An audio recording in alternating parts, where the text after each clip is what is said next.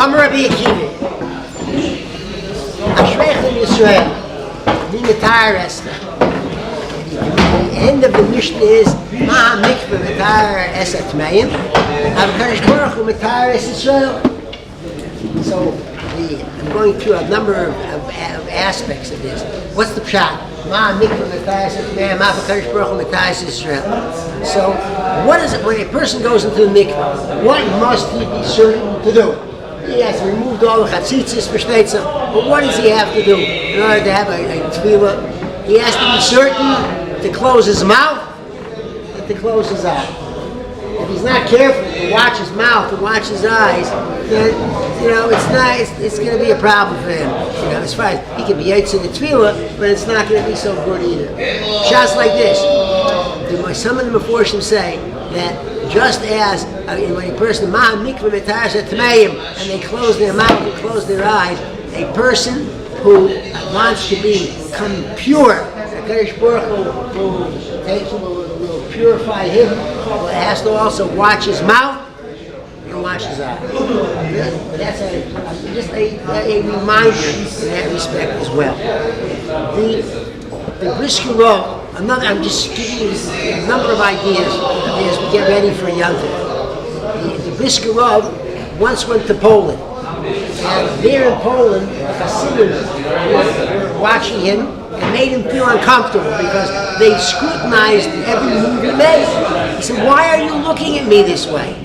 So one of them said, "Because it's a schooler for Yireh Shamayim to look at a tzaddik." So he said to them, "V'amech kulam tzadikim." All Yidden are tzadikim, or have the potential to be tzadikim as such. A greater schooler than looking at a tzaddik is to look inside yourself.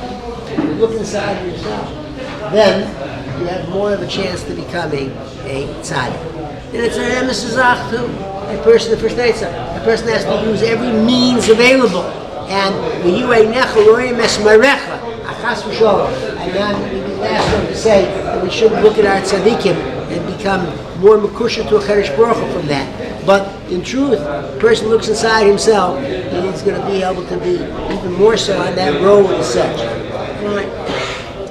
The fact is, the Mizok Tazay, Shuva Yisrael, Shabbat Shuva, Shuva Yisrael Hashem Lekecha, Ki Koshalto B'Aveinecha. How does a person nichshol an ova? We have, of those averis which a person is culpable. He stands, ready to. He's guilty in certain ways. He has to do tshuva. There's a shogeg, there's an avon, there's a pesha. So, of course, shogeg didn't realize it's Shabbos. I didn't know it's Shabbos, or I didn't know it was usher to do this. He knew that he's doing something. He's not a misasik, but he went ahead and he turned something on. The other person is an avon. It was dark. He needed light. It's Shabbos. Didn't stop. He turned the light on because he wanted to have light. That's avon. And then, of course, merit is the person who chas v'sholem is doing an aveira just for the sake of doing the aveira, or whatever thought comes into his mind. But the question is this: if we're speaking about ki koshalto b'aveinecha, you stumble. You don't stumble with an avon. You stumble with a chet. In that sense, when you weren't careful, I didn't know it's Shabbos. Why didn't you know it's Shabbos? I didn't know it was Usher. Well, you should have known. That could be a stumble. But over an oval, the person did it because he wanted to have light when he shouldn't have turned on the light. So there are a number of mahalchim. But one is the Beis HaLevi. The Beis HaLevi says the following, that sometimes a person does an avera, but he doesn't realize the ramifications of it. For example, he could purposely say something nasty to another person. Mamish. In other words, he onos dvorim. The person goes ahead and becomes non-observant because of that. He says, if this is the way a Ben Torah is, it's not for me. So I didn't realize that's what happened. Okay, so I wasn't careful what I said, but I never thought that I would be the cause of this person using bad choice, his bechira, unfortunately, to make a choice like that. So essentially the Beis HaLevi is saying a person has to be careful and also the ramifications of his behavior. A person pushes somebody, so he pushes him right. So that wasn't the right thing to do. do, he did it purposely. But he didn't realize the person would fall down and hurt and really get hurt, have to go to the hospital, whatever it is, because he fractured something. The idea is that the person is responsible for the ramifications of what he does. Therefore, Shuva Yisrael, Shuva Kikashalta B'Aveinecha. Even on Ovo, when something happens, if you're partially responsible for it in the beginning, you're going to have to take, even though that was, I didn't realize, I didn't expect that to happen. Another idea of Shuva Yisrael, Ad Hashem Elokecha. So, what's the pshat? Ad. There's a certain strategy of Ad. The one I remember was with the Stipler once. The Stipler was in Siberia. It was freezing cold, winter. He had a coat. He was cautious that there was sharpness in it. So he took it off. And he said, listen, he's like almost, listen, the borders on Pekuach Nefesh. But he said like this, I can handle the weather for an hour. Maybe it was a half an hour, I don't know. But it was brutally cold. So he went ahead and took, he said, for a half an hour I can handle it. And then after a half an hour, he handled it a little further.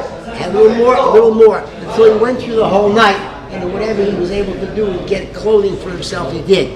But he did it through a strategy of It's also an idea, and then a lot of Mishalim are used. A person has to carry a heavy weight, something heavy, so he picks it up. I can't get it to that spot, too far away. However, I can go until finally the person can summon up enough strength to be able to finish what he wants to do. So therefore, sometimes it's better not to look at the final goal, because that can be so daunting, so overwhelming, the person's not able to do it. But what he can divide it into parts. Shuva Yisrael Ad Hashem Elokecha. Use the strategy of Ad when necessary. That's your Sulam Mutzav Arza, V'Rosh Magia Shemaima. Every rung. Don't try to go from the bottom to the top. Go rung by rung, ad by ad, if that's necessary, and then be able to get where you have to go. Smaller Kabbalahs. The Yetzer Hara says, it's Yantif, Macha, make a real Kabbalah, no baby steps, real. And then, of course, the person falls on his face. He can't do it. But we understand that we try to do what's necessary, better shorter than longer, if we know that we can make that particular type of Kabbalah. The Bali Musar say it's important not only to do tshuva on aveiros, but tshuva on mitzvahs. Tshuva on mitzvahs, it's pretty clear. A person does a mitzvah, of course, but there's so much hislavus that a person can have, so much kavanah that a person can have, so much of all these things that a person has to be not just memashmish, but mefashmish. That which I did, that I do it the best way, and that's it. So we have to see. Let's not let any of our mitzvahs get by that we haven't worked on them the best way. Since this is the last time that we're going to be meeting, most likely, I want to just end with a thought that has to do with Sukkot. Sukkot, yes, because we're almost holding by Yisrael Chag Sukkot by now, even though we haven't had Yom Kippur yet. But it's based on something we said a couple weeks ago. And this is the idea now. Why is it that the Ushpizim come Sukkot time and not Pesach time or some other time? Here you have Avram, Yitzchak, Yaakov, Yosef, Moshe, Aaron, David. Why shouldn't they come Pesach? Their whole family's there. Everyone is there. It's a wonderful. Why Sukkot to the B'davka? So one of the reasons given is that the Sukkah is a chamber of Kedusha. It's a Makam Kedusha, so they don't have to really leave the Shemayim. In the Shemayim, they're very comfortable. They're there. And now when they come to us on Sukkot, it's mamish as if they never left. Because the sukkah there's only one tachlis for a sukkah, and that is only l'shem mitzvah. Yes, a house has the seder, and it's the seder which is of course beautifully done with kedusha in the house. But here, even the house itself is a makam kedusha. So when they leave, says the Nesiv Shalom, to go near Shemayim here, it's kilu they didn't leave at all, and therefore they're very comfortable in doing it. All that we are doing should be able to bring us closer to the Baruch Hu.